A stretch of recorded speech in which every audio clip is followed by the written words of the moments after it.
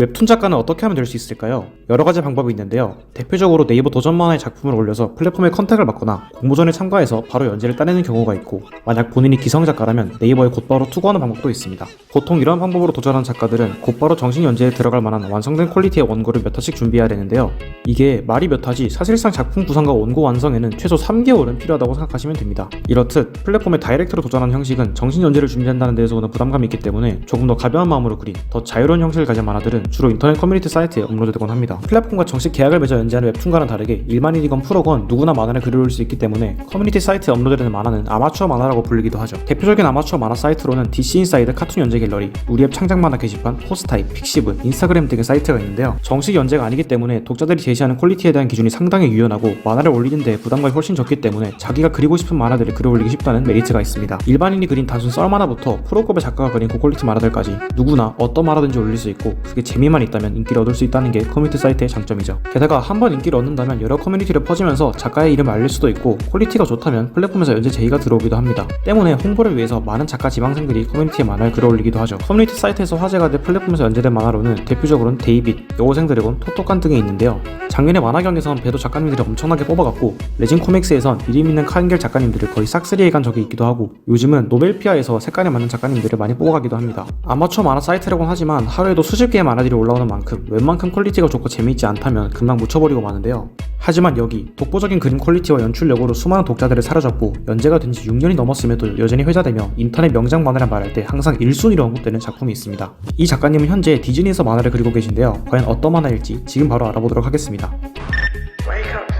이름부터 말씀드리자면 DC 인사이드 카얀겔에서 연재됐던 스컬리 작가님의 1, 2단계 만화입니다. 이전에도 한번 소개한 적이 있죠? 작품에 대해 소개하기 위해선 이 작품의 연재 배경을 먼저 말씀드릴 필요가 있는데요. 때는 2016년 게임 커뮤니티 한 유저가 요즘 앞이 안 보이는 설정에 꽂혔다면서 혹시 앞이 안 보이는 소녀가 등장하는 내용의 성인 만화가 있다면 추천해달라는 내용의 글을 씁니다. 단순 성인 만화를 찾는 유저의 뻘글 치고는 좋은 퀄리티의 필력과 스토리텔링 덕에 주목을 받았죠. 그리고 다음날 어떤 유저가 그 내용을 바탕으로 1, 2단계 만화라는 제목의 만화를 글을 올리는데요. 재미있는 건 이 만화의 퀄리티 또한 범상치 않았습니다. 아마추어 치고 괜찮은 퀄리티 수준이 아니라 프로 작가들과 견주어도 최상급 수준의 그림 퀄리티와 센스, 연출력을 보여주었죠. 이 덕분에 1, 2단계 만화는 금방 주목을 받았고 매화 최고의 퀄리티와 센스 있는 BGM 선정을 하면서 평가는 날이 갈수록 오르게 됩니다.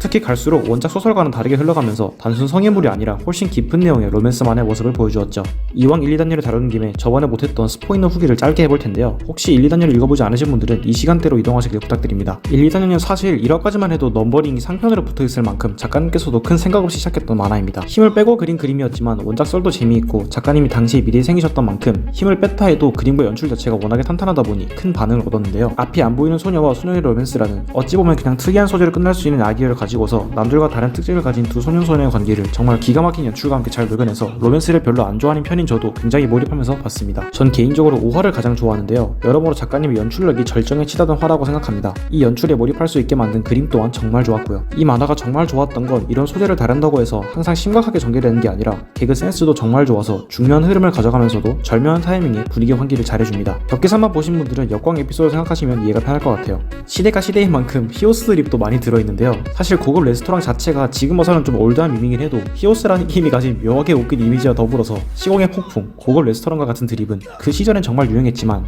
지금 거의 안 쓰이는 밈이기 때문에 오히려 그 시절의 향수를 느낄 수 있어서 개인적으로는 이런 히오스 드립도 정말 좋아하는 요소 중에 하나입니다. 블리자드 측에서 보는 첩자가 아닐까 생각될 정도로 정말 꿋꿋하게 작품 내내 깨알같이 히오스가 정말 많이 등장하는데요. 거의 숨은 그림 새끼처럼 곳곳에 숨어져 있으니 그걸 찾아보는 재미도 있습니다. 그리고 엑스트라들을 짱구와 도라에몽 캐릭터로 그린 것도 분위기 환기에 큰 도움을 주지 않았나 싶습니다. 되게 별거 안 하는데도 나올 때마다 참 재밌더라고요. 재미있는 줄만 하나 얘기해드리자면 1, 2단계는 처음부터 끝까지 등장하는 그 어떤 캐릭터도 이름이 나온 적이 단 한 번도 없는데요. 정확한 이름이 언급되지 않는 건 자칫하면 답답할 수도 있지만 1, 2단계는 사실 많은 분들이 이름이 언급된 적이 없다는 걸 모를 정도로 로맨스 만화인데도 불구하고 서로의 이름을 보이지 않고서도 매끄럽게 내용을 풀어내서 작품을 다 보고 나면 독자들은 자연스럽게 캐릭터들과 친해져 있지만 정작 주인공의 이름조차 모른다는 점 덕분에 묘하게 신비스러운 분위기를 느낄 수 있습니다. 1, 2단계는 총 7화까지 연재되었는데요. 이후 에필로그가 나온다고는 했지만 6년이 지난 아직까지 연재되지 않았습니다. 작품 자체로 완벽하고 마지막 에필로그만 남기고 사라져버렸다는 점, 그리고 작가님이 현재는 무려 디즈니에서 활동하고 있다는 점이 알려져서 아직까지도 많은 사람들이 기억하는 전설적인 작품이 되었는데요. 7화가 업로드된 게 2017년 4월 28일이니 딱 6년째가 되는 2023년 4월 28일, 즉 다음주 금요일에 에필로그가 업로드되면 좋겠다는 개인적인 희망을 품고 있습니다.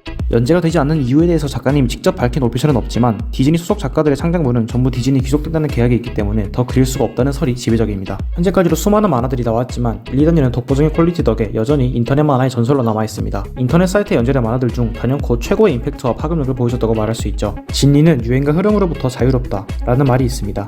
일리단녀가 아직까지 기억되는 이유는 어떠한 유행과 흐름이 닥쳐온다 해도 변치 않을 만화만이 보여줄 수 있는 매력의 정수를 보여줬기 때문이 아닐까 생각됩니다. 앞으로도 일리단녀 같은 작품이 많이 나오길 바라며 시청해주셔서 감사합니다.